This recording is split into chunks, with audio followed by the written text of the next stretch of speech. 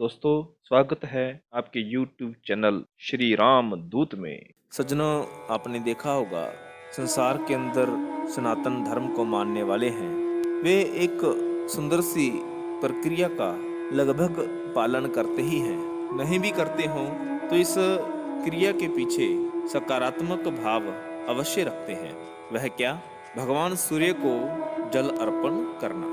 जिस समय भगवान सूर्य नभ के अंदर पूर्व से उदित होते हैं तो अनेकों जिज्ञासु श्रद्धालु पुजारी तन पर केवल अपने लज्जा भाग को वस्त्र से ढकते हैं और तांबे के लोटे से भगवान सूर्य को जल अर्पण करते हैं। इसके पीछे क्या आध्यात्मिक अथवा वैज्ञानिक कारण है?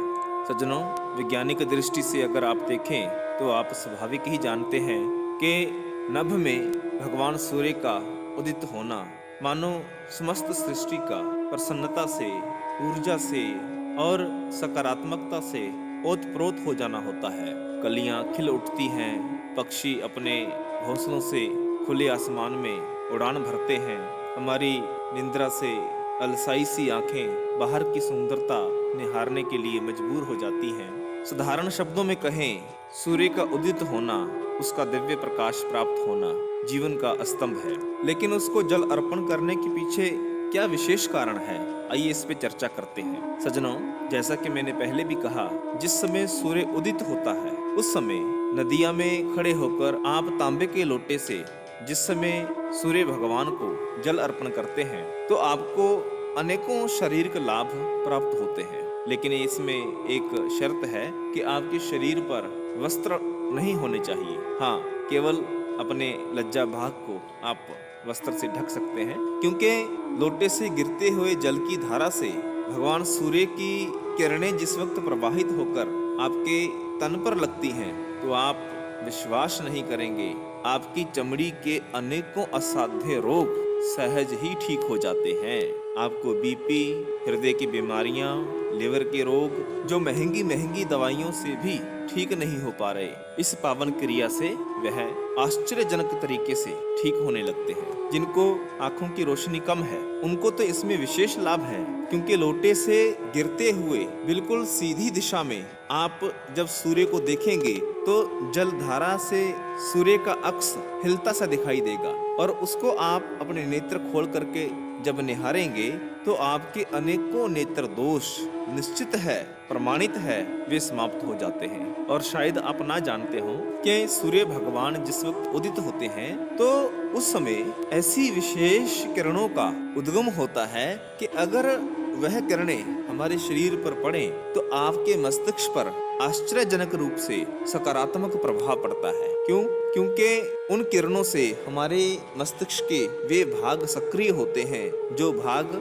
हमारे भीतर ऊर्जावान एवं नवीन विचारों को उत्पन्न करने के लिए उत्तरदायी होते हैं। सहज ही काम, क्रोध, लोभ, मोह, अहंकार या अनेकों विकृत मनोभावों वाले विचार उन दिव्य प्रकाश तरंगों से सुस्त होने लगते हैं, निष्क्रिय होने लगते हैं और सत्य, संतोष, शील, दया, क्षमा ऐसे दैविक गुणों के लिए पृष्ठभूमि तैयार होने लगती है। यह दैविक गुणों का आगमन होने लगता है। दिन भर आपके शरीर में स्फूर्ति बनी रहती है, आप ऊर्जावान बने रहते हैं। अब प्रश्न उठता है कि अगर शरीर को स्वस्थ रखने के लिए ही यह क्रिया है तो इसको धर्म से क्यों जोड़ा गया? यह एक बड़ी सुंदर जिज्ञासा है। वास्तव में शरीर स्वस्थ क्यों होना चाहिए? क्या इसलिए कि अब हम हृष्ट पुष्ट हैं, स्वस्थ हैं और जाकर के किसी मदिरालय में मदिरा का सेवन करें, क्योंकि हम खूब मदिरा का या अन्य अभक्ष भोजन का सेवन कर सकते हैं? अथवा हम हृष्ट पुष्ट हैं,